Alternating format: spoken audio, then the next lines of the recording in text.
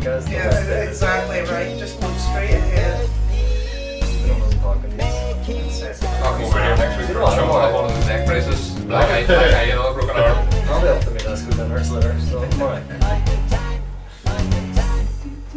Hello everyone and welcome to your podcast Mind the Time, where each week we are joined by a special guest who will have chosen a specific year between 1970 and 2023, and we chat about all things that year. I'm joined as always by co-host Brandy Mahan. How's it going, Brandy? What's the crack? How's things with you? How's your Sunday morning, afternoon? All good. Been lying low all week. We're getting a new kitchen put in the house, so the house is a wee bit of a shit show at the minute. We've been making breakfast in the living room and stuff like that, but grand. Getting on grand with it. Looking forward to having a new kitchen because the old one was shite. I'm excited for you in your new kitchen. Yeah, you all have to come and see it. Yeah, we'll have a wee Happy new days. kitchen party. Indeed.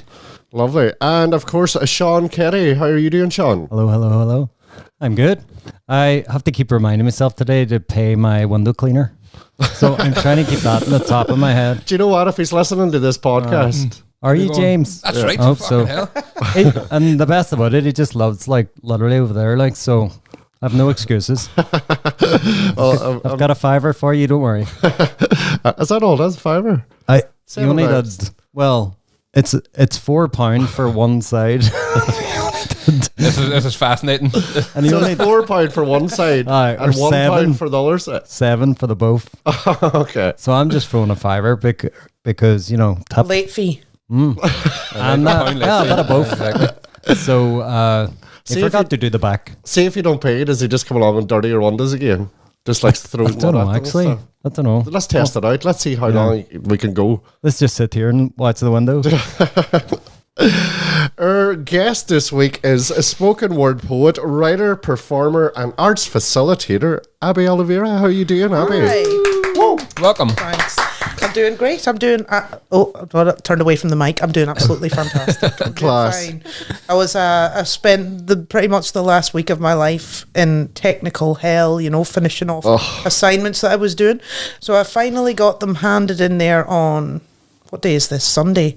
See, that's the time is doing weird things since I've been in that place. Got them handed in about yesterday, and I'm feeling fantastic now. Class. Good. The relief of getting that in, I would say. Oh my God, it's taken a while just to come back to the real world, and because I've been feeling very strange, you know, when you don't really do much talking to human beings. It doesn't take long for you to get used to that. No. Human beings are hard work at times, let's be honest.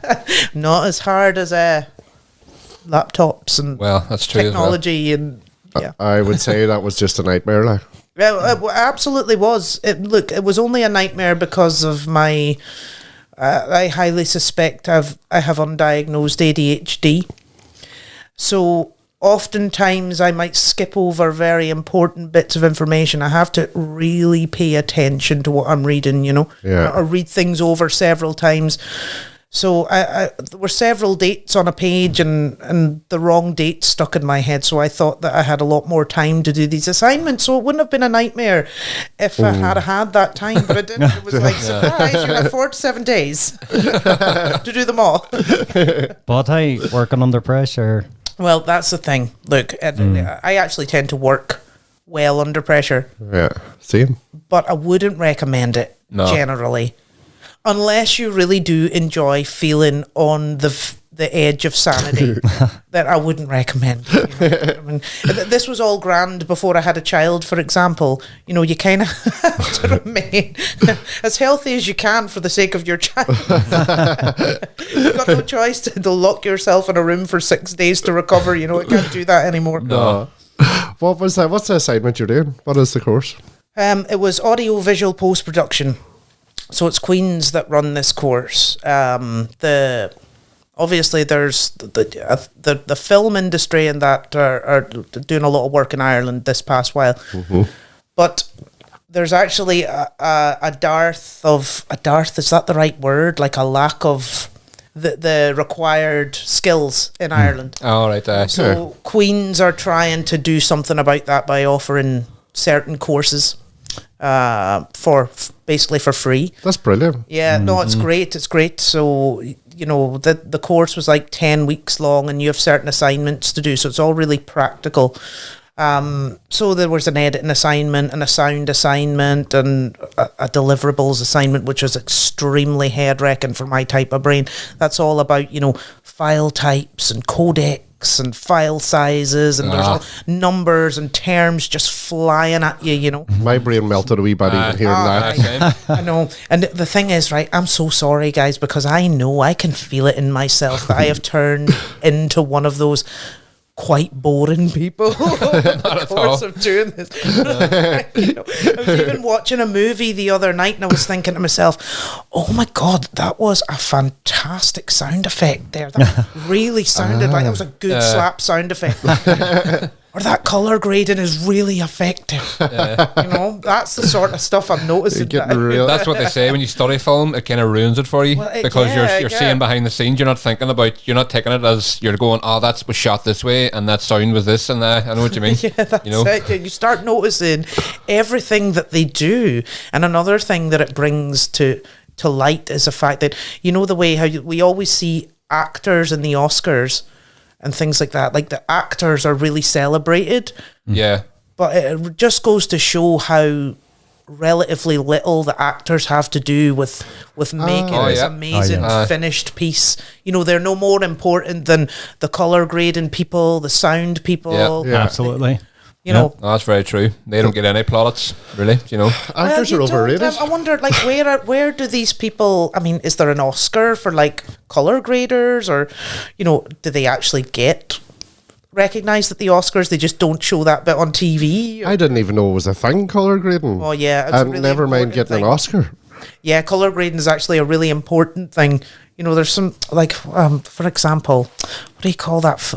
Like Watchmen, for instance, right? That's a good example of some really amazing colour grading where you see, because it was based on a graphic novel, the colour grading in that film was really important to sort of make it echo that graphic novel aesthetic. Yeah. Okay, I get what it is now, actually, when you say that. I sometimes see these things, and it might be like a shot from a film, even like a Watchmen, and it shows like a kind of colour board underneath that kind of matches up. Is that what you're talking about? That kind of... Yeah, you see, the colour grading would really affect how the viewer emotionally engages with the film, for example. So it's really very important part of filmmaking. Yeah. Another big one would be Frank Miller, like 300. Yeah. It's like just black and grey and then just hints of red. Yeah. Splashed. Yeah. But the average viewer doesn't really take that on. That's it. Whenever it's done really well, when you're watching it as a viewer, you don't really notice it, and that's how you know something's done well. Done well, yeah. Even with the sound and all of that you're not noticing it necessarily. Yeah. Cool. Well, best of luck with all that in the future, your future endeavours in the filming world, film and audio. So, Abby, you've chosen the year 2000, a year that started jubilantly when we realised that the world wasn't going to end and planes weren't going to fall out of the sky and missiles weren't going to go off and all the computer systems weren't going to crash, and we realised, do you know what, we're grand. We did. And that was the first New Year's Day that I woke up. That was my very first New Year's Day hangover, lads. Was it? So I remember that morning because, see that whole Y2K bug thing? I was actually quite paranoid about that.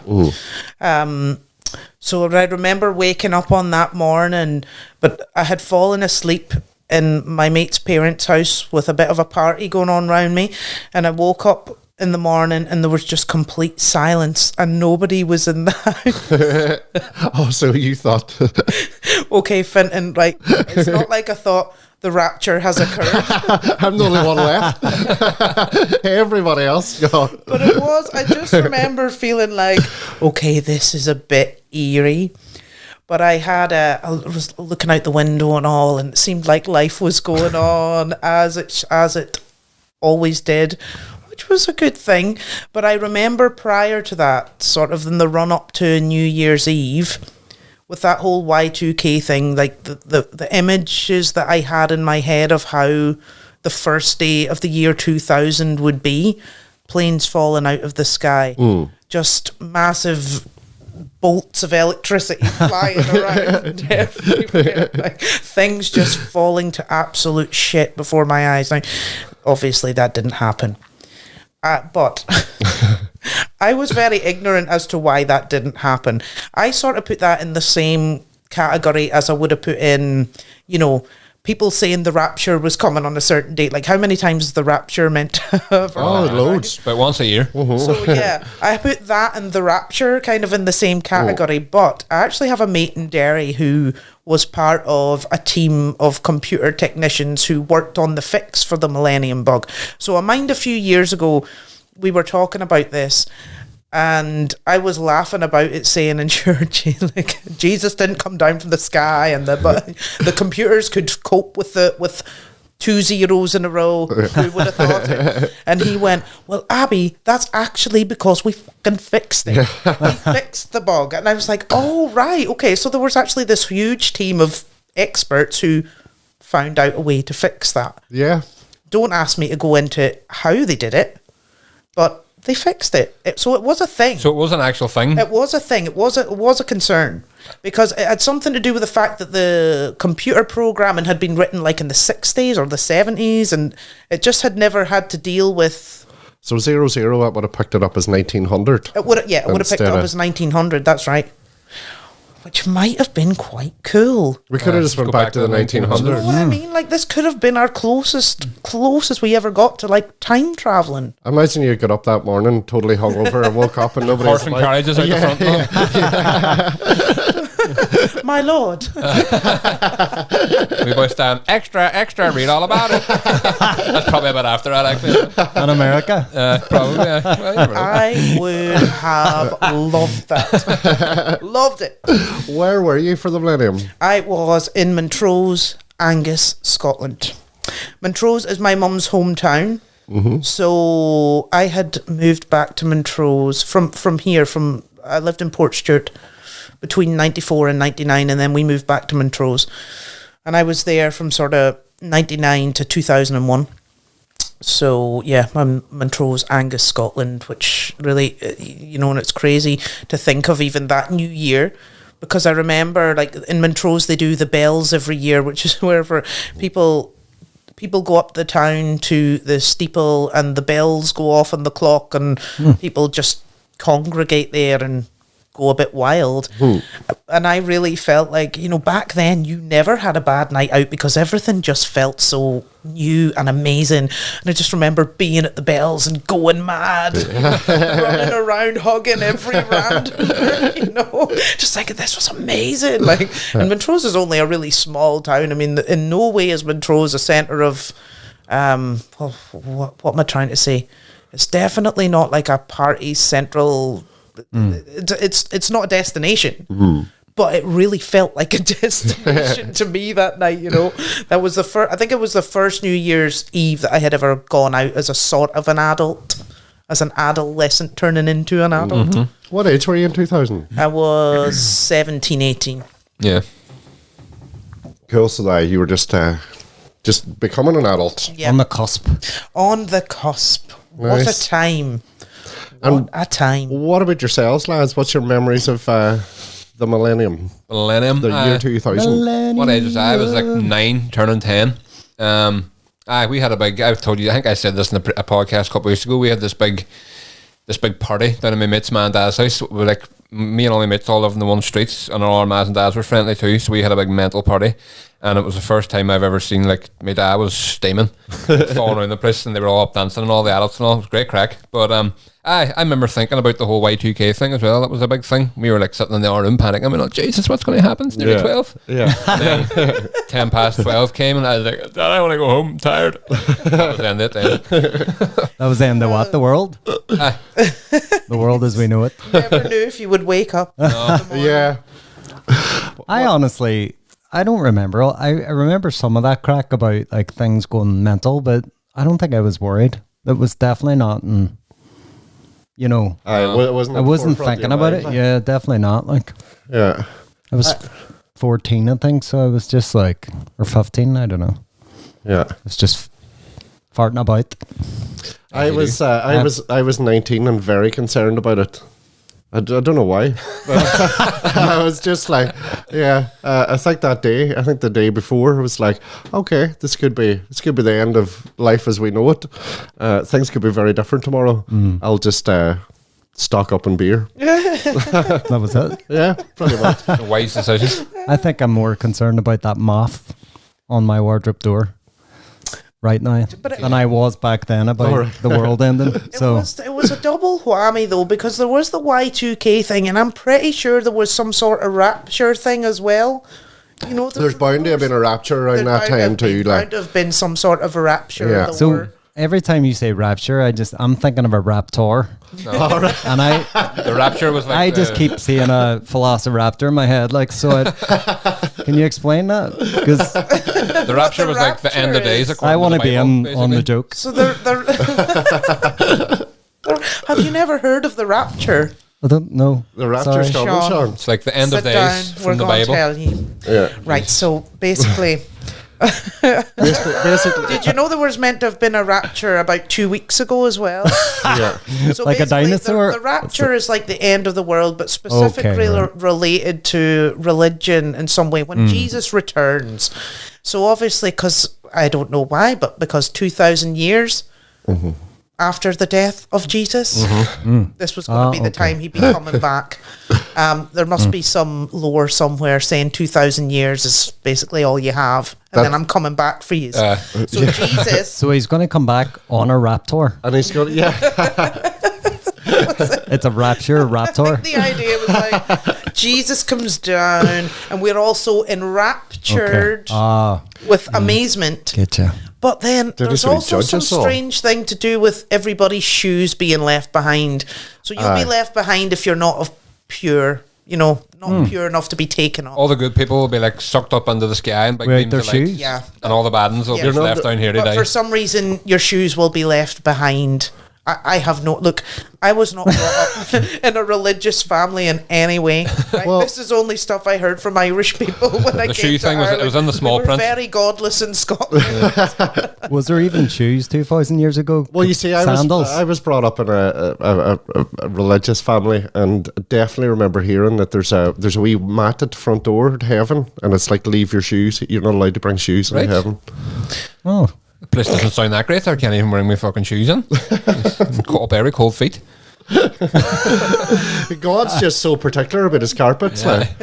Leave your shoes. Don't you dare walk on here wet muck. I swear to God. I swear to myself. So what was the crack with you in 2000? What were you working at? Were you at college? Were you? So I had just sort of transitioned from school to then moving out of home and moving to Aberdeen, and I had a job in Mecca Bingo. So it was sort of between that last year of school and that first year of moving out of home, working in Mecca Bingo, which was actually... Were you a caller? No, I wasn't. But I had gone for the caller's job, but I didn't get it. But they took me on as a customer service assistant, and I actually loved that job. It was mad. It was truly mad. But anyway, I had my wee posses and all. I had like this particular group on Thursdays. They would do like the Silver Lining Club, which when I think of it now, it was for people over 55 years of age. And now I think 55 years of age. 55, you don't put 55-year-olds in the same category as, like, they did back then. So you could give them all these, like, free tickets and stuff. But I was so naive as to, like, how everything was counted. Everything was accounted for by the people who were high up and counted these things. So, I had these group of, like, 6 women who were coming in every week, and I'd be real... Here's your wee free buttery pass and all, like giving them 10 each, trying to give everybody one, I'm like giving them 2 each.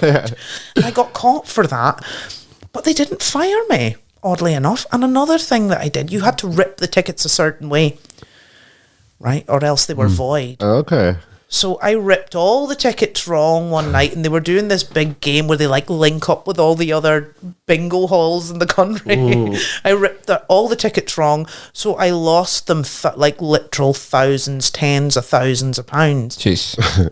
but they didn't fire me. Still kept you I on. don't understand. You must have been really good at other aspects of They it. just thought I was grand cracked, really. Yeah, we'll keep her for the crack. Yeah. Maybe they did fire you and you just never knew. There, she's back again. Jeez, let her shut up. She's grand. She's grand. The bingo with their own rapture. Maybe so, yeah. I think it was a wild time in terms of, you know, I think thinking back at that time, things like, you know, cost of living crises, all that kind of stuff. In Ireland, the Celtic Tiger was happening. Mm-hmm. I don't know what was going on in Scotland, but something was going on because at the end of the day, they were just going, meh, all right, it's gone. We've lost that thousands upon thousands of pounds. I don't think that would happen today. I think you would just immediately get fired. Yeah. And have to pay back the money you lost with interest. With interest. Yeah. Because bingo halls can be quite wild, can't they? Absolutely wild. This was the thing, and we were wild as employees. Like, thinking back, I'm like, how weren't all of us not fired? This was mental. But they used to do this thing at Christmas time where they would put a bottle of, can't remember what the drink was, but they would put a free bottle on every table. And I swear, it was just... it was crazy. Like, in the middle of the day, like early afternoon, but all these old people having to get helped out to taxis. I They love were it. absolutely slaughtered. Because, you know, a lot of them, God knows what medication they were on and all. And it was absolutely wild. There was these two women, I remember them so clearly, up on top of a table, dancing. Like they were at a rave. It was actually a really fun job. You know, That sounds it. for your sort of... Like, I worked since I was 13. I always had a job, but that was really the first job I had that was, I remember loving it and it just being wild. Yeah. Yeah. There's probably bingo people. hall too? Is there people winning money and not even realizing? Winning houses, Probably, yeah. getting their balls pulled and not even knowing. All sorts. And that was where I discovered that, yeah, bar work was definitely not for me because they put me on the bar one night and they threw me off the bar after 20 minutes. You wouldn't have seen the pints that I pulled. It was so embarrassing. We went to bingo here in Derry, myself and Sarko one night. Yeah. We went on a wee date night to bingo, and it was class crack. But I couldn't believe how serious people take it. Like, I had a big money on the go. we were out having a wee smoke, right? And these two women come over and we were like, "Hey, how's it going?" And they were like, "Oh, you're new here." And she goes, "You better not won the big prize." Oh, and I was all, "Ha ha ha!" And she gave me a look like, "No, I'm fucking serious. If you won this big prize tonight, you're not getting out with your legs." She's going 30 years, like. Yeah. Yeah. Look, I'm telling you, I witnessed some very mad things in terms of how seriously people take their bingo. For example, one night, a woman was literally dying. She literally hit the deck. This woman was dying, you know. So there was all this kerfuffle while everybody tried to see to this woman. Next thing, all we hear is some other woman in the hall shouting, "Ah, shut up." That wouldn't have been an uncommon reaction to any interruption of the bingo. Yeah. You do not interrupt the bingo. You die in your own time. Don't die in bingo. You get some big gangster boy and get her out of my bingo hall. She's not dying in here. Throw her out now, don't forgive me. I must go to bingo. Sounds like they do this thing they call bingo loco. Bingo loco is a big thing now, isn't it? I think it's basically what you described, but it's everyone just getting pashed and they play bingo, and apparently it's great crack. Doesn't sound like my scene at the time, but after hearing you've described it, I think I might go because it sounds class. I think bingo local must have always been a thing, at least for the past 20 years, because that's what people did. They came to the bingo and went loco. Pissed, and they went loco. That's what it is. It's an homage to the early days in the bingo halls of Aberdeen. Yeah. And it was such a crazily well paid job as well. Thinking back, it was so well paid. I can't believe I was earning that kind of money. Because it was like, I was getting in excess of $2,000 a month. Wow. Yes. Jesus. Being a customer service assistant at the bingo. Are they hiring still? I wonder what it's like these days, you know. But then they would give you these bonuses at Christmas, and the bonus depended on sort of how many days you had taken off. So if you hadn't taken off any days, or between 0 and 5 days or something, you got like a full month's pay as a bonus. Jeez. It was Wow. like, It sounds like they had Fucking bingo. they had too much money and they needed to get rid of it. Yeah. Do you know what I mean? I can think imagine. back on it, and I often think to myself, did I just dream that? Did I imagine that? But no, it was seriously well-paid job. I mean, I was in the money back then, lads, and then I, for some reason, decided to go into the fucking arts. One extreme to the next. What? So that was just before you went into the arts? Was that your last job before taking the plunge? That was my last job before before I went to university. Came back here to go to university. Yeah. And what was your creative endeavours then? When you were, take it you were writing poetry then, and No, I wasn't. No. No? When I was in Aberdeen. So the creative endeavours. Well, let's just say the creative endeavours were. They were short and whatever the saying is. There were not very many of them. yeah, I was mostly just working and discovering life in the city.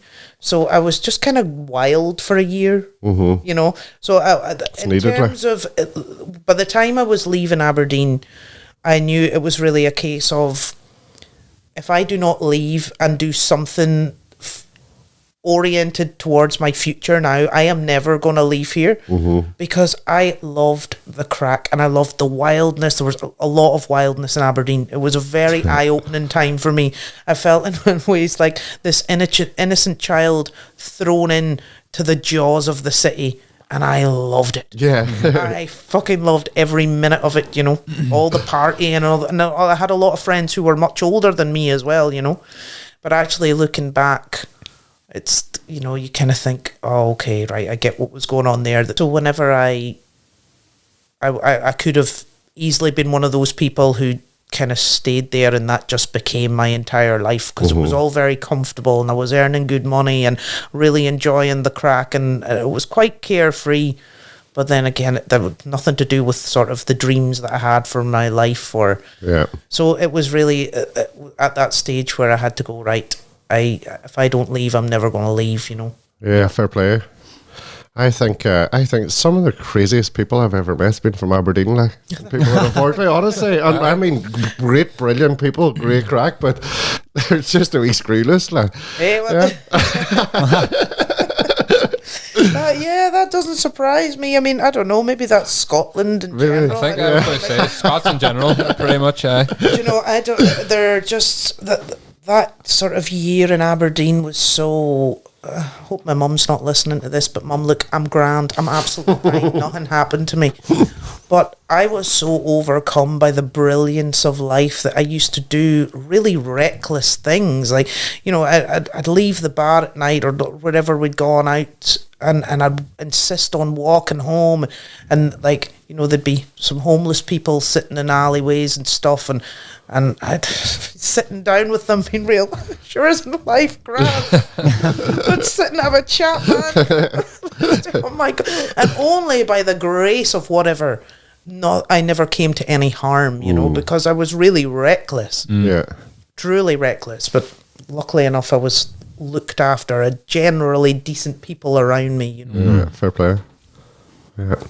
Where would have been like your hangout place? Did you have a local pub? Or was it just like anywhere? Yeah, well, we had this particular club, and I can't remember the name of it now, but it played like indie music. And it was one of those venues where, you know, your feet were sticking to the ground, and you know, it was great. It was just perfectly grimy indie music club. So that would have been where we would have hung out the most. We did have a local pub. It was kind of down the road from the bingo, and spent far too much time in there, getting far too pissed, you know, because I remember as well. It's like, God, I used to do crazy things like, yeah, go and meet my supervisor in the pub for a pint in between, you know, my split shift. And then just not go back to work. There with the supervisor getting pissed, you know. But so yeah, I wish I could remember the name of that club, because I loved it. Yeah. You know, I loved the. It was sort of my first taste of an alternative scene. I worked with this guy called David, I remember as well. So, you know, we had these uniforms and they were wild looking. You know, you had a grey waistcoat and a skirt and this yellow shirt that really wild looking. But I'll never forget the first time I saw him out of our uniform, and he was one of these like cyber goths, and I had never in my life seen anybody with this kind of style, and it totally blew my mind. So I had always had a reputation for dressing out there, you know, but not until I saw him did I really embrace what just like dress out there, you know. And at that point, I just started going for as wild a look as I could, you know. Yeah. But at the same time, it's not like I had any particular style or any particular taste. What I was doing was raiding the vintage sections in charity shops that were full of stuff that your granny threw out for a reason. I didn't care. I was just putting it on, you know. Sounds like my kind of jam there. I love it. It was great at those times, actually, for doing vintage shopping, because it wasn't even called that back then. It was just charity shops. Yeah. You can't get anything now because everybody's at it. Yeah, everybody's Come back round, everyone's just at there. Yeah. People are doing going around and buying things in the charity shops, then they sell it on in their business. But back then, people hadn't cottoned on to that. So and they weren't bumping up the prices or anything either. So so you know, there was a few things in there that were definitely good finds, but 98.9% of everything that I wore was wild looking. I always see you somebody as good, really good style. Yeah. You have a really good sense of style now. Thanks very much, Fenton. I don't think I particularly did back then. Aye, that was the stuff. You were just moulding your style. I was finding myself, lads. You know? Finding yourself in a charity shop. Absolutely, yeah. I mean, I knew I wasn't a cyber goth, you know. I wasn't in all the things the cyber goths were doing. What's cyber goths? I was going to say, what's a cyber goth? Cyber goth, right? So neon. So imagine a goth, right? But with neon. Maybe like a big mohawk up there, like here, maybe. Mostly dreads. There's a lot of dreads in the cyber goths. Imagine new rock boots. Right. Okay. Right. And I'm thinking Back to the Future. I'm picturing. Did you ever see the video of like, I think that it was all these goths dancing under a bridge, but they put the Thomas Tank Engine music over it? That's what I'm picturing. Is that's a cyber goth, right? That's exactly changed down here and like and all this. No. That's exactly it. Yeah. That's exactly them. That's what I was thinking. So not a lot of black, like a lot of different neon colours, crazy neon bright colours, and greens and yellows. So what would the music scene be for a cyber goth? Thomas Tank Engine.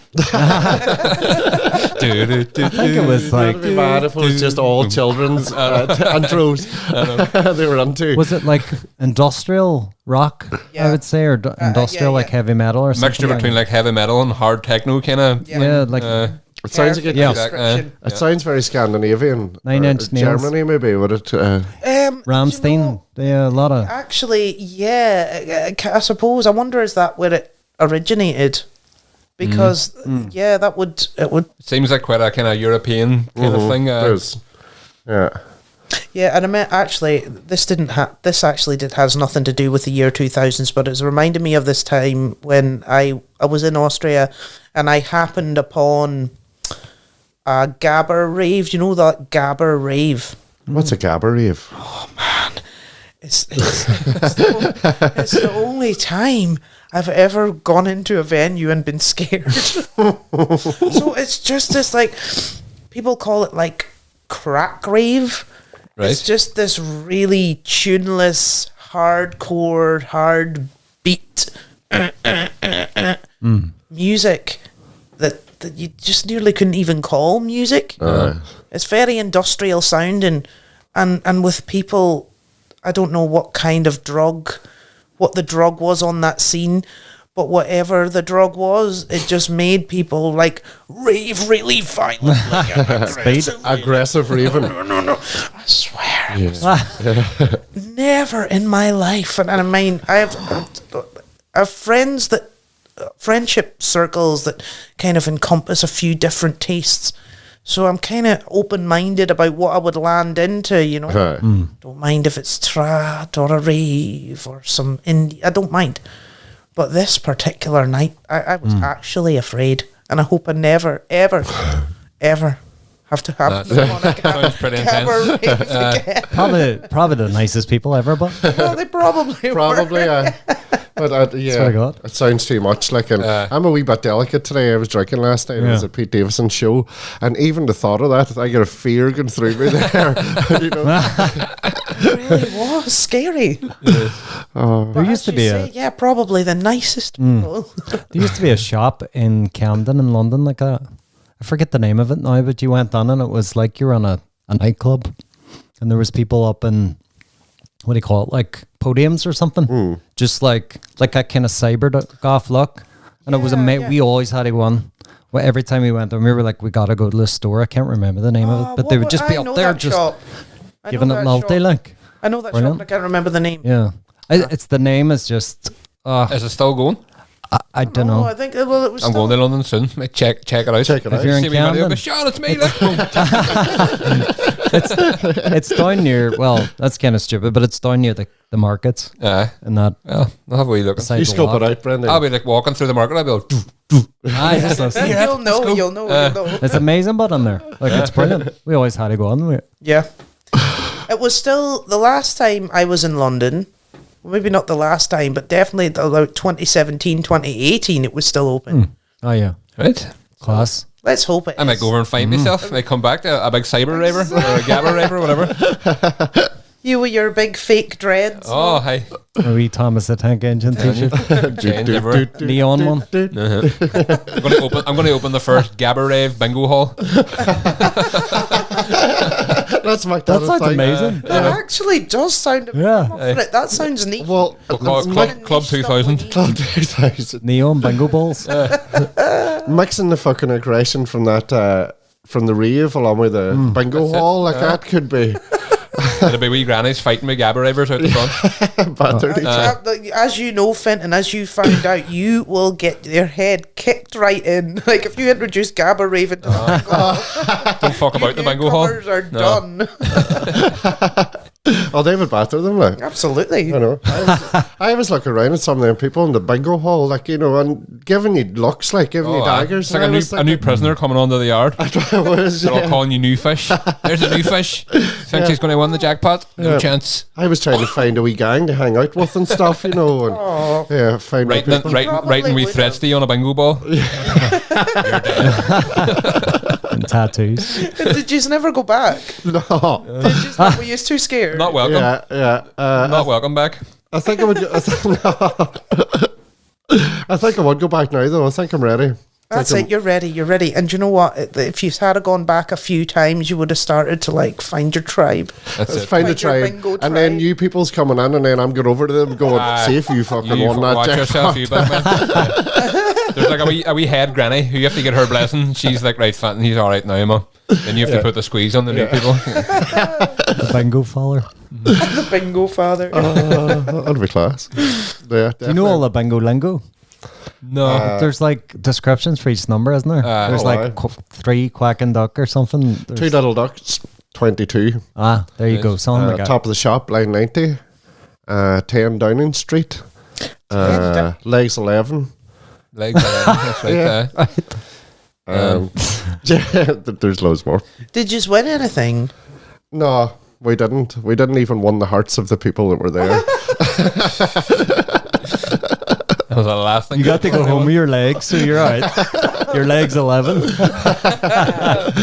It was great crack though. Really enjoyed it. I definitely won't go back. There's actually one on Spencer Road as well. It's literally just is. down the It's bottom a of big our looking- street. Big looking place too. Yeah. One will So go a night. Look, do you know what, lad? Let's all just do it. I'm up for it. Yeah. let's do it. We'll go on and start our own gang. in We'll there. walk on my conference. We'll take over. The door will swing open. Kick the we'll door walk in, down. Jacket over her shoulder and all. Do you know that thing that The they bingo say? boys. Do you know that thing they say about prison? Like, if you get in there, the first thing you do is find the toughest person and there, fight just 'em. punch them fair in the nose. So Just find the weakest granny and just. And But then, what you realise then, they'd be like, no, things have changed now, and you're just battering a wee granny. You're like, I was told I had to come in and make a good show of myself. Her mates are battering you. There's just no chance you're getting away with that. Yeah. Try to go to bingo, got jumped by a bunch of grannies. Oh, class. Oh man, I can't believe we've ended up talking so much about the bingo. Hey, it's just fascinating. But here, I tell you, it really was. It really was. I never knew there was such like turf wars with bingo. It's crazy.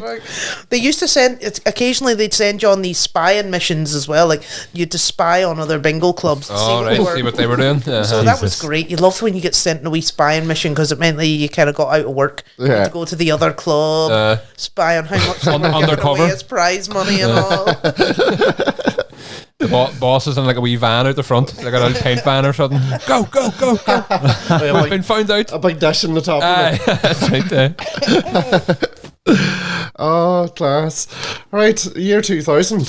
One of the big things comes up year 2000, the Nokia 3310. Oh, what we a have phone. to go to the Nokia Oh my God. 3310. What a phone. Snake.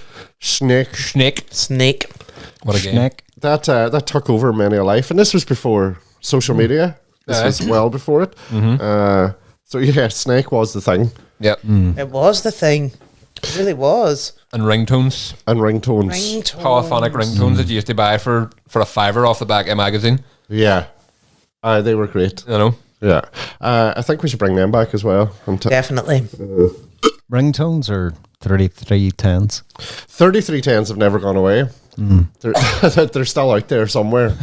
Yeah. No, I was actually looking at some 3310s on eBay the other day. I was surprised at what people are charging for them on eBay, actually. But they're still out there. They're probably more expensive now than they were when they were actually a thing. Do you know what I mean? Yeah. People are like, Yeah. oh, these are so cool now. Yeah. I'd say so, yeah. Yeah. And because they're indestructible, they're all still out there. Like, you know, there's no loss of them. Yeah, like it's crazy, like explaining to people how text message used to cost you 10p. That's like right. In 2000, you would have been 10p a text message. Lads. 10p to the same network. It was an extra 5p if you were across the border too or something, wasn't it? That's right. Charge you more.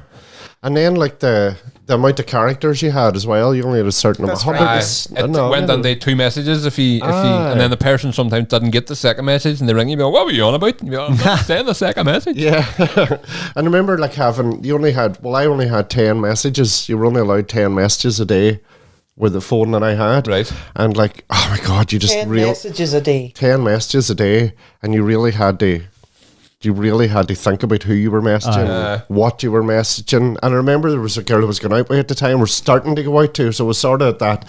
And she had a phone that she could just send as many messages as she wants. She had a Genie SIM card. But I didn't want to admit that I only had 10. So I was like trying to space it out through the day. And then like, yeah, I was stressful. Very stressful. Be right back. That's just made me realise there actually, it doesn't seem that text language is such a thing anymore as what it would have been in 2000. Yeah, and that's why it was. The text language that emerged out of the necessity of Lowering your characters used. Yeah. people don't seem to use it as much Well, I anymore. think maybe it's because we're a bit older. I think kids probably still have their own kind of all this. Do you ever see what people write these days on like the internet and stuff? Memes, and it's like, Oh, yeah, right, the okay. fuck you on about? You know what I mean? All these words. That's a different language. Like. They've all their own words and Like acronyms and they use what's the word? What's the thing where you use like initials instead of each word?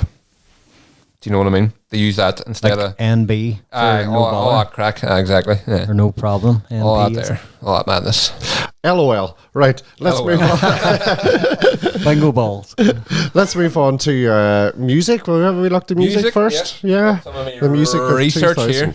Get it out. So as per usual, I'm going to start with the top 5 songs. Now I do quotes because there's a top 5 songs of the year according to Billboard magazine, which is what I've used every time. So I'm just going to stick with them. Okay. Half of them I've never heard of, and then as the list goes down, there's no way these songs down here weren't more popular than these ones up here. So anyway, I'm just going to read them out. Number 5, which is actually one I was sitting writing out my list and I asked Marion, they put it on her Spotify because I'd never heard it.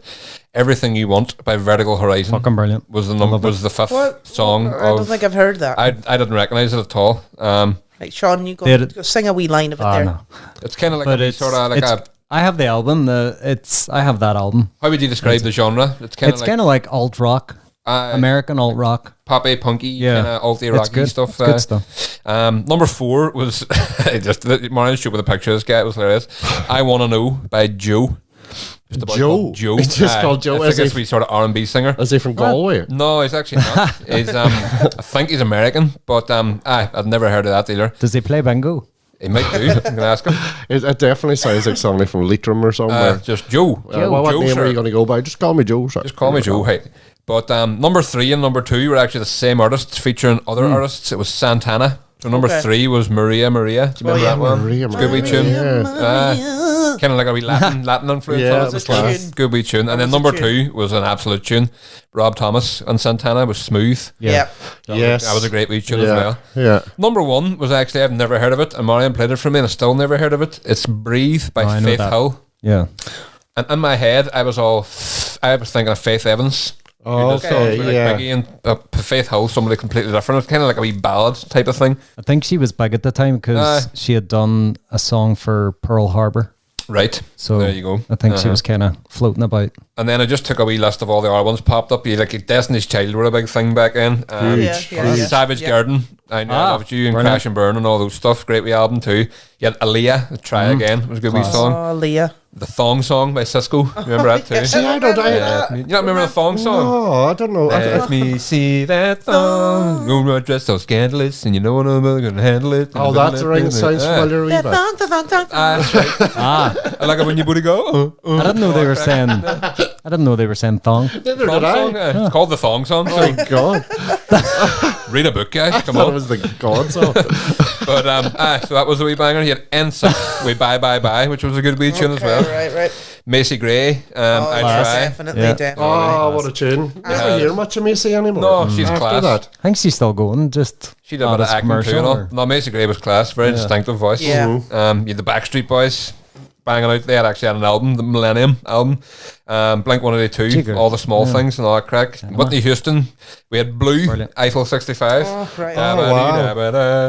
Eminem, Britney Spears, Alice DJ, Eminem. Better Off Alone. Do you remember that wee tune? class. Better off. Eminem had sort of. That was when he had done the MTV thing, wasn't it? I remember actually being introduced to Eminem in 2000 when we were still in school. I remember it so specifically. It was we were on our way to do this art retreat, and one of the lads on the bus was playing that album, and everybody on the bus was just shocked in some the form or language. another. My mind was blown as somebody who Yeah. really liked rap and just sort of when spoken word is done Yeah. so succinctly and well, his lyrics just blew my mind, you know. So I actually became a really big Eminem It was fan incredible, after incredible that. lyricist. He really was. The wordplay is amazing. He really was. And then I just have a big list of albums. Like I'm a big Radiohead fan. So you got Kid A was out Yeah, that year. yeah. For its time, one of the most experimental kind of Yeah. albums. They come out like this rock band before this, and then make it kind of dancey. I think it was amazing. You had Coldplay, Parachutes, Brilliant. which actually Class album. I liked Coldplay's earlier stuff. I'm not a fan anymore. Yeah, no, the Parachutes. But, I love there was Parachutes. a couple now. of really good wee songs on it. You had At the Drive-In. Do you remember that band At the Drive-In? Oh yeah, Yeah. of They're course. really good too. Relationship Get with Command. away. And then like Outcast, Stankonia, which was class. I think that was the album with Miss Jackson and all on it. And love Outcast too. Yeah, they were great. Absolutely amazing. Really well different from our kind of rap groups. You know what I mean? Very unique, I think. You had Queens of Stone Age, Eminem, Marshall Mathers LP. Still one of the best rap albums ever made, in my opinion. Just as you say, lyrically, and all those amazing songs on it. You know what I mean? Even the way he opened that album, the first song was "Kill You," and there's like a very detailed description of how he wants to kill. Absolutely everybody. brutal. Like it was really. He was genuinely shocking in a way that no rapper had been before him. No. I can't think of one rapper that was shocking in the way that he was shocking. But also, it was for me. It was that that concept that like it was the first artist who I'd ever heard that used that whole concept of having sort of this three different characters in one character. And they were all criticizing like the American dream and everyday life in America in different ways. Yeah. So you had what was it? So Marshall Mathers, Eminem, and Slim Shady was like a Shady. wee alter ego. Slim Shady was the badness in him that was always brought out. Yeah. And a lot of people can go. you talk about him being really shocking, which he is, but a lot of people would go for like shock value, but he was also really smart and like his lyrics that were was the brilliant thing. too. You Do you know, know what I mean? he had a clear reason for doing so. He was just ripping the bandage off of the American dream Yeah. and American Aye. society, and just showing the festering pus underneath. You know? So You should write reviews for Eminem albums. Yeah, true. What else do we have? They have Avalanches with Since I Left You, which is actually a class wee album too. I think I might be wrong in saying this, but I think there's one of their albums, might be this one. It's basically made entirely of samples from other stuff. Do you know what I mean? But it's really good.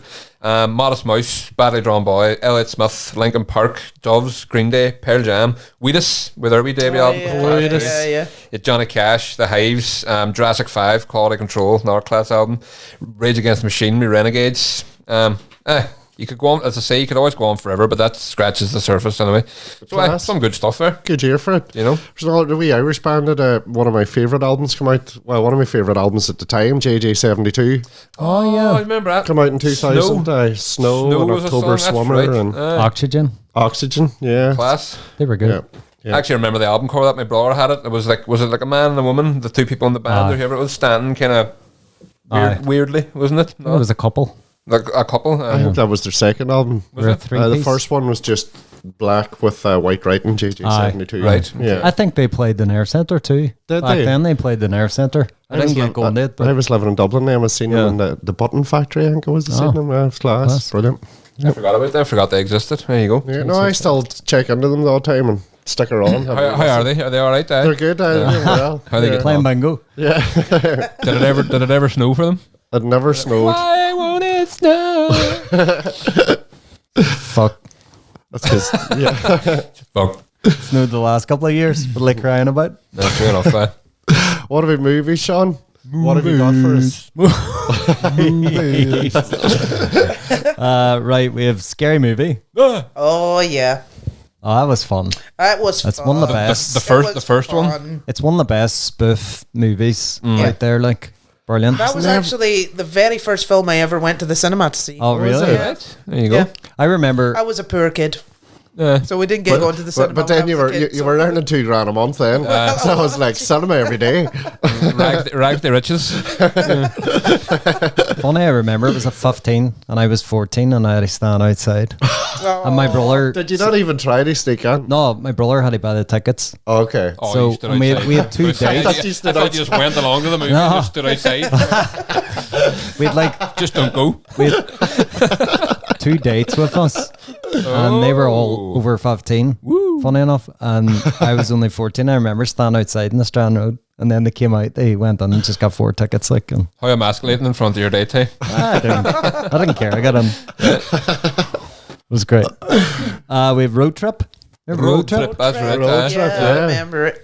Yeah, that was good. That was good crack too, yeah. kinda I run- probably wouldn't enjoy it now if I watched it again, I don't think, but it was good crack back then, eh? There was a lot of those kind of American teen movies around that time, like, so a lot of stuff with Sean William Scott and a lot of stuff with like Jason Bigg, is it? Your Jason man. Bigg. Yeah, Yeah. But, yeah. Following American Pie, like in 99. Requiem for a Dream. Oh, yeah. Yeah, Dark my film. Really amazing film. It That is. is one of those films that I absolutely loved, but I couldn't watch No, it's really Yeah. effed because I up. was bereft after it finished. It took me ages to come round to myself. It's one of those films, there's no joy in it whatsoever. There's no happy takeaway, it's just pure miserable. Oh no, But it's brilliant. It's just absolute, really amazing film though. It is. Like, no pun intended or anything, but I think when you're watching it, actually, it looks like a dream. It's just, Well, it's starring Aronofsky, isn't it? Yeah, So it's all his kind of style. it's crazy, but very good. It's fucked up. Animal Factory. Was that about fighters? No, it was like, it's set in a jail, a prison. So it's Willem Dafoe and Edward Furlong. Right? Don't remember that. I've never seen that. And No. remember that. Directed by Steve Buscemi, actually, but Really, yeah? it's a good show. Didn't Very know he good show. directed, even. Almost Famous. Yeah, Oh, I remember aye. that. Megan? That was an Cameron excellent Crowe. show. Yeah, enjoyed that. Yeah. Yeah, Very but a sort of a road trip film with they were a band. Yeah, there was Sort of on a journalist, road trip and yeah, a teen with this journalist. band, Aye, that's right. I Yeah. think it's semi-autobiographical for Cameron Crowe. He was a journalist as a teen for the Rolling Stones, so I think it's sort of Okay. Right. Sexy Beast.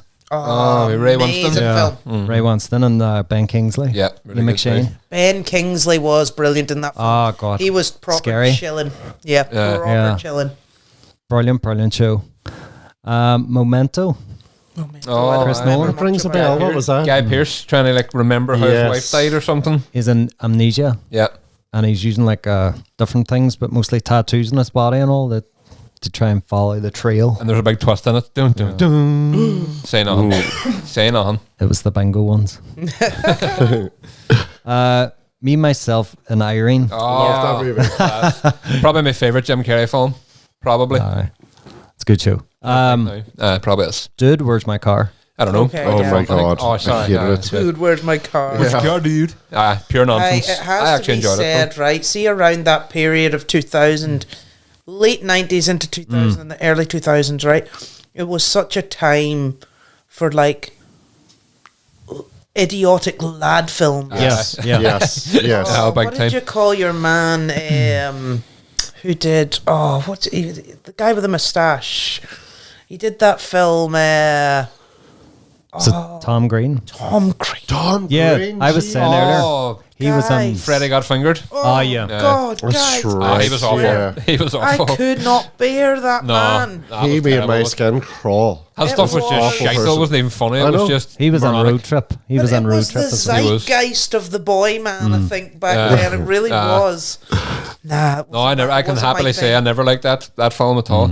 I enjoyed things like like road trip and all. I enjoyed it. Yeah, but no, yeah. fucking Freddy. Well, got he fingered only was had nonsense. like he had a weird role in that. He was just like watching a snake or something. That's watching right, his and he had pet to snake. feed this mouse to a snake, Yeah. and he couldn't wait to do it.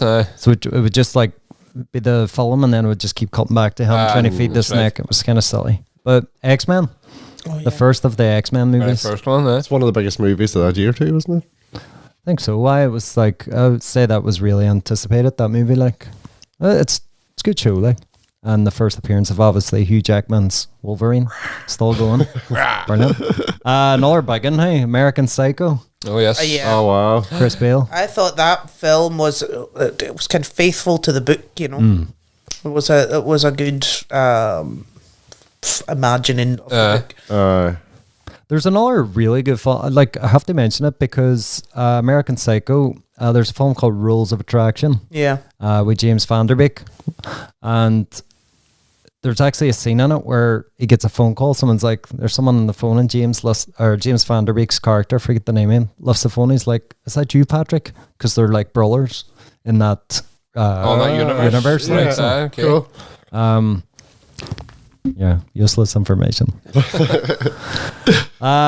One of my favorite movies of all time, High Fidelity. Oh, Yeah. Class. Your shot. Great wee show. Big JC, John Cusack. Yeah. JB. Sean's a massive John Cusack fan. Love the guy. JC and JB as well. Am I making that up? Jack Black on it too. Jack Black's Jack an Black, idiot. probably my favorite Jack Black. Jack Black. 21.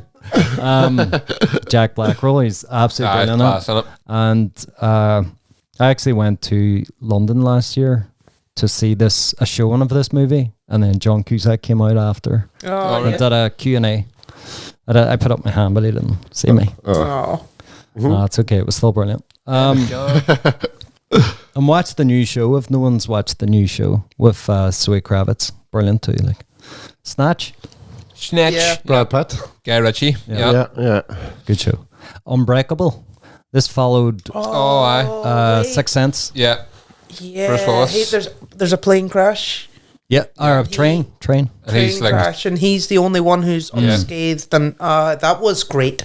It's a superhero movie essentially, but it's just done quite. but didn't that kind of carry on and they like a different wee series Yeah, of like Split became part of that too, didn't it? And then it all accumulated in glass. that's right. Yeah, so it was like Because the end of Split was the weirdest thing ever. It was James McAvoy with all these different personalities, and at the very end, Bruce Willis is just sitting there at the bar. Aye. He's not on the phone at all, and you're all, what the because James McAvoy is fucking amazing. yeah, Isn't it? brilliant. So good. Unbelievable. then they have a fight then in the third. But the third I think was a letdown. But Charlie's Angels, the one with like Cameron Diaz, Drew Barrymore. right, This yeah. movie. Never saw it. No. It's absolute cheese, but it's fun. Castaway. Oh, it's a great film. Tom Love Hanks. that. big Tommy boy. And Wilson. Wilson. Wilson. Best supporting actor. Absolutely. Ever thought a ball could become so iconic? I know, yeah. And they actually started selling those balls with the Wilson face on it then. Do you know what I mean? Class. And it's Robert Zemeckis directed, and you know the bench that Forrest Gump sits on? Yeah. Or, sorry, no, that's a totally different movie I'm on about. Forrest Gump. It's all Tom Hanks. I was going to say the same bench that Forrest Gump sits on in the wee square is the same square from Back to the Future. Oh. Yeah, there you go. I don't know how I got there with Castaway, but my brain's Castaway. Same square. The So is same it in a town square. But is it an actual town or is it a studio? It's actually a backlot Okay. and a studio, yeah. Yeah. So they just use Okay. it for a couple of movies. Jeez, it looked apart too. Dad. Fair play to them. It's like The Burbs. Do you remember The Burbs with Tom the Hanks? Burbs was Yeah. class. So The Burbs, that street is Disturbia, or is Disturbia from, is it what they call the Housewives, that show? Wisteria. Wisteria, Wisteria, is it? Wisteria Way or something like that. So that's the same Wisteria street. Wisteria Lane. Wisteria Lane. Lane, that's all. That's the exact same street. That's a backlot lot too of a studio, like, so class. I love that shit. Sorry to bore So you. do I. So do I. Well, this is what we were talking about earlier about, like the stuff in films that nobody thinks about and you don't really see, but all these like Love sets and Love me Vitruvia. The Beach, the beach. Danny Boyle. Yep. Great film, Yep, class. Yep. Went to cinema to see it, I remember. Great soundtrack. Aaron Brockovich. Never seen it. Brockovich. No, Aaron Brockovich was a great show. Yeah. I never watched Did it. you now. never see it, Finn? Never seen No. it. I don't know. Let's check it out. Julia Roberts, doesn't it? She would still be. I think Aaron Brockovich is still around. Yeah. Should still be there fighting the good fights, you know. Very good. Like a courtroom drama. Yeah. Brilliant. Really good. Battle Royale. Remember Oh, I that? remember Yeah. that. Totalitarian. That was crazy. Was that like Is it Korean Japanese or something? Yeah, or Korean or Japanese. Japanese. Japanese. That was class. It's like Kind of like what the Hunger Games was kind of Yeah. based on, wasn't it? Really? very good. But Coyote Ugly. Oh, I watched that. I've seen before that too, in yeah. cinema, actually. I can't remember how or why. Another wee ditch, probably. Yeah, probably. On your own. The old sailory. That was the last text message I had. It was like, do you want to go on a date? Well, there was no bingo on that night. Miss Congeniality. Yep. Yeah, no. I won't elaborate on that. Remember the Titans? Brilliant. That was a Oh, great is that show. way Denzel? Denzel. Big Dave. Football team. Again. Chocolat. Chocolat. Never seen it. Beautiful movie. Yeah, Beautiful. it is really good. Johnny Delicious. Depp. Yeah, It's delicious. delicious.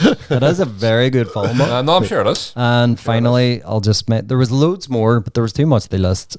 Finally, but the Final Destination, the first. Final Destination. I remember them too. They were crazy at the time when they came out. I thought so anyway. It's a good idea, Yeah. but they Yeah. just like did too many. They all like cheated death, and then death was coming after them in the strangest Yeah. ways possible. I remember, was there one boy who was like driving behind a big lorry full of like logs? Aye. One of the logs comes off That's and it. goes free. I can never drive behind a lorry full of logs No, again without you know. thinking of that. Or go on a roller coaster, or go on a plane. Yeah. But it really Or- gets in the way of my hobby of driving behind lorries with logs on them. Fucked it up for me.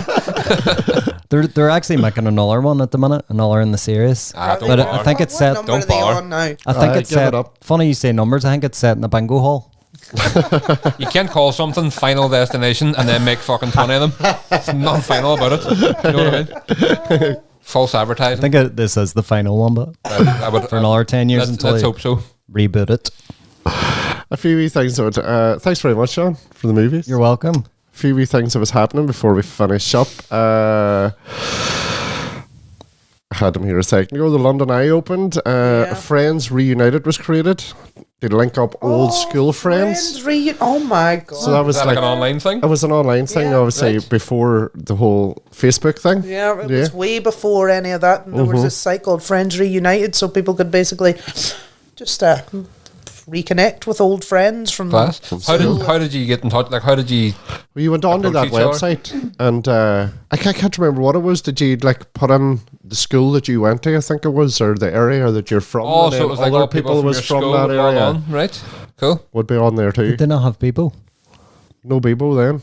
Was there no Bebo? That was pre Bebo. way People would have pre-Bebo. been later in the 2000s. We covered Bebo, but I thought it was actually late 90s. I wouldn't say much later, about say 2003, 2004. Oh, okay. Might have been people Yeah, around around that time. Yeah. The first first game in the Sims franchise was released. Really? I was never a fan of that, but I know a lot of people were. Was that as late as that? Yeah. I thought the Sims was going earlier than that too, no? That's what my data's telling me Hey, here, Brendan. I'm not, we must not question the notes. We'll be here all day. Such a big thing for Ireland happened in 2000 as well. The first little store came to Ireland. Oh, Like a wee tiny one. Just a wee, tiny store. just a wee little store. Can't see it. TV shows at that time. First show on the TV, the Ali G show. Oh, yeah. Okay. Amazing, yeah. fucking amazing. Like one of the best. Malcolm in the Middle. Oh, I love Malcolm. I in the love Middle. Malcolm in the Middle too. Curb Your Enthusiasm. No, Yeah. great show. My Family, and MTV Cribs was a big thing at that time as well. Cribs? Yeah. That's all on there. There was an advertisement that had everybody saying a certain thing. Budweiser ad. I was going to say, wow, Yeah. They had the first winner of £1 million on Who Wants to Be a Millionaire. Also, yeah, no, it wasn't that one. It wasn't the cheap one. And also, Big Brother made its first appearance. Yeah, Big Bro. right. I think I actually remember Big Brother was like something that I really watched at the start. It was like, it was like a who won the first one? Do we know? Craig Phillips. Craig Phillips. I do remember it. Aye. That was a great impression of Craig Phillips. And there was a boy who like escaped. Do you remember this? There was Climbed up on the roof. That's right. And escaped. Is that Nick? Nasty Nick? There was No, nasty. it wasn't Nasty Nick. No. Was it Sandy? Was he called Sandy? That rings a bell. I feel like he might have been called Sandy. Yeah, And he just went up and everyone was like, "Go on, Sandy!" Just good times.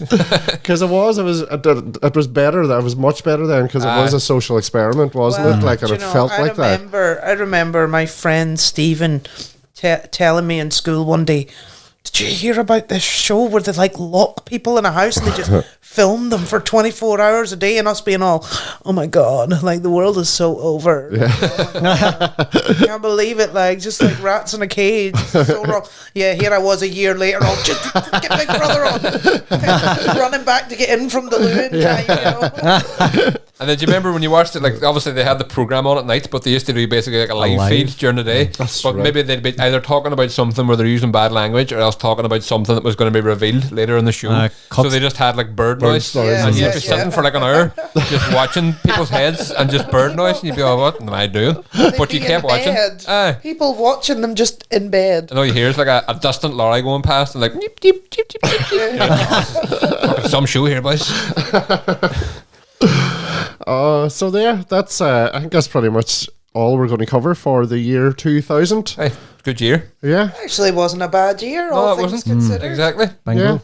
yeah. The I enjoyed it. my big takeaway from this is going to be the whole gangster underbelly of the bingo world that I never knew about. Going to do some deep reading on it now. Maybe they should start a show called Big Bingo Big bingo. and just put cameras in a bingo hall. Yeah. I And we'll think we watch that should- shit. I I'm think surprised that, like, you know, the mafia class never did take over things such as Aye. bingo, because it seems Well, like it came to my head when you were talking about how well you were paid and all these bonuses back then that could well have been a money laundering front. Could have Got all been, this yeah. Well, that's true. dirty money. Give it to the staff. Give her $2,000. Go.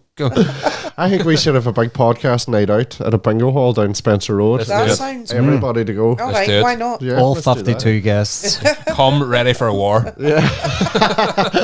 Choose a weapon. We'll split the money too if we want anything. Pound each. Sure, we will. Abby, thank you very much. That was Thanks for brilliant. having Thank you. me. I really enjoyed chatting to you. It's been a great crack altogether. That was class, and thank you, Sean and Brendy, as always. No bar, hey. Thank you, Brendan. This has been Mind the Time. This has been Mind the Time. Check us out on our socials, Instagram, Facebook, lots of on YouTube. Give it a wee share, give us a like, tell your friends, do all that crack. Again, Abby, thank you very much. Thank you. And good night and good day. Good morning. Bye-bye. Bye-bye. Good luck, hey.